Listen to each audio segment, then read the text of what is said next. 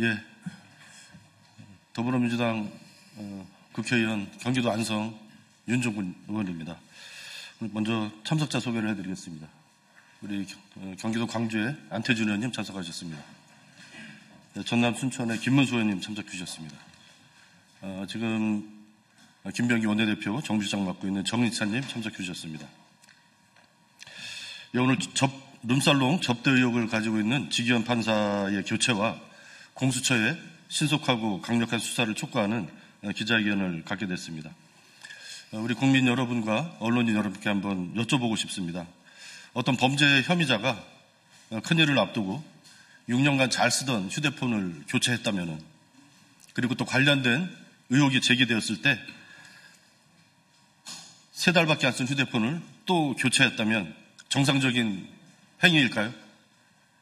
정상적인 수사기관이라고 한다면 범죄 혐의가 짙은 이런 행위에 대해서 강력한 수사를 하게 될 것입니다.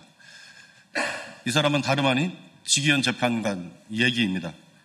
지기현 판사는 윤석열 구속 취소를 청구하던 당일 6년간 잘 쓰던 휴대폰을 교체했습니다. 그리고 유흥업소인 룸살롱 접대 의혹이 제기되자 이틀 만에 3달밖에 안 쓴 휴대폰을 또다시 교체했습니다. 숨기려는 자가 범인일 것입니다. 은폐하려는 자가 범인일 것입니다. 그럼에도 불구하고 대법원 윤리감찰관실은 봐주기로 일관했습니다. 지기현 판사는 국민의 신뢰를 잃었습니다. 대법원의 국민 불신 또한 초래하고 있습니다. 이에 우리 더불어민주당의 최초로 지기현 판사의 룸살롱 접대 의혹을 제보받은 당사자인 정희찬님의 진실을 밝히는 기자회견을 갖도록 하겠습니다.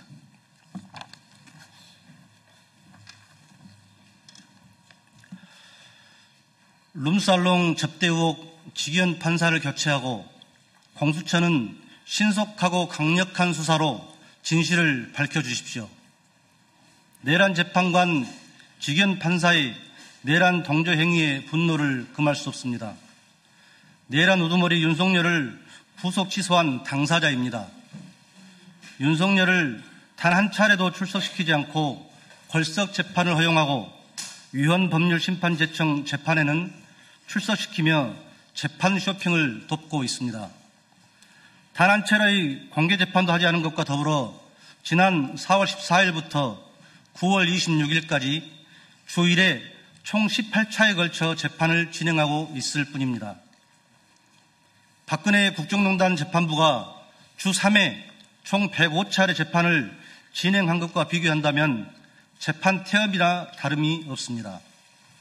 이러한 지기현 판사에 대한 대법원의 제19 감싸기는 결국 내란 연장으로 기결될 것입니다. 저는 지난 5월 지기현 판사 룸살롱 접대 의혹을 더불어민주당에 처음 제보한 당사자입니다. 윤석열이 삭발된 3월 8일 새벽 평소 알고 지내던 제보자로부터 지기현의 룸살롱 접대 사진을 처음 제보받았을 당시에는 국회의장실 정무기획 비서관으로 근무하였습니다. 이후 제보자로부터 사건 전반에 대한 상황을 청취하고 해당 룸살롱을 현장 확인할 당시인 4월 29일에는 사인 신분이었습니다. 지난 6월 15일부터는 더불어민주당 원내대표 정무실장으로 근무하고 있습니다. 저는 이 사건과 관련하여 지금까지 참고인 신분으로 2차례 공수처 수사를 받았습니다. 대법원의 신속한 윤리감찰 결과 발표와 공수처의 적극적인 수사를 기대했습니다. 또한 저에게 사진을 보내온 제보자의 신원 보호를 위해 그동안 침묵하였습니다. 그러나 오늘 대법원 감사위원회는 현재까지 확인된 사실관계만으로는 직무관련성을 인정하기 어렵다는 심의 결과를 발표하였습니다. 아울러 대법원 윤리감사관실은 대상 백관 지기현은 법조 선배로서 법조인이 적은 지역에 홀로 내려와 일하는 후배들인 이들을 격려하며 밥을 사주며 친분을 가지게 돼 코로나 전까지 1년에 한 번씩 만났다며 평소 대상 법관이 비용을 지불하며 후배인 동석자들과 1차에서 함께 술을 마시는 사이라고 밝혔다는 입장을 발표했습니다. 이는 제가 제보자로부터 받은 제보 내용과 명백히 배치되는 것입니다. 첫째, 제보자는 1년에 한 번이 아니라 지난 수년간 본인이 직접 20여 차례 룸살롱 접대를 했다고 말했습니다. 둘째, 대상 법관 직위원이 비용을 지불한 것이 아니라 제보자가 비용을 지불했다고 말했습니다. 셋째, 1차에서 식사와 술을 마시는 사이 수준을 넘어 회원제로 운영되는 수백만 원대의 비용이 드는 룸살롱 접대임을 분명히 말했습니다. 제보와 관련된 상세한 사건 일지는 아래와 같습니다. 2025년 3월 8일, 3월 7일 윤석열 석방 다음날 새벽 00시 59분 카톡으로 제보자와 직위원을 포함한 3인이 함께 있는 사진을 저에게 보내왔습니다. 이 사진은 노정면 의원께서 공개했던 사진입니다.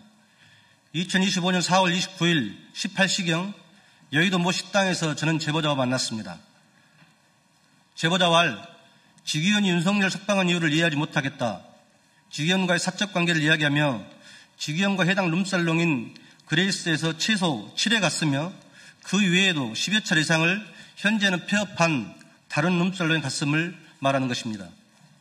비용은 늘 제보자 본인이 지불했으며 직위원과 함께 수차례 골프도 쳤음을 저에게 말해왔습니다. 정확한 팩트체크를 위해 현장을 직접 확인하고자 제보자에게 룸살롱 상호와 주소를 요청했습니다. 2025년 5월 1일 제보자로부터 해당 룸살롱 상호명과 주소를 카톡으로 받았습니다.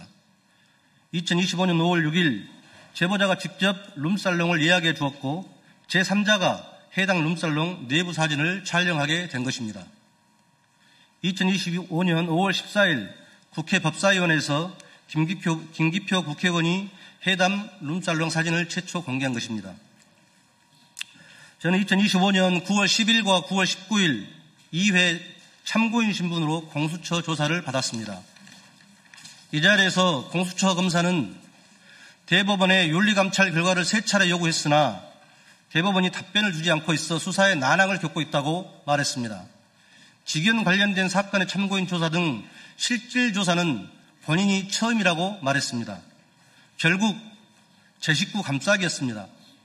제보자로부터 직접 들은 진실이 이러함에도 대법원은 진실을 외면하고 사건을 축소 은폐하고 있습니다. 공수처 검사가 제게 분명히 말했듯이 공수처가 3차례 감찰 결과를 요구했을 때도 대법원은 전혀 협조하지 않았습니다.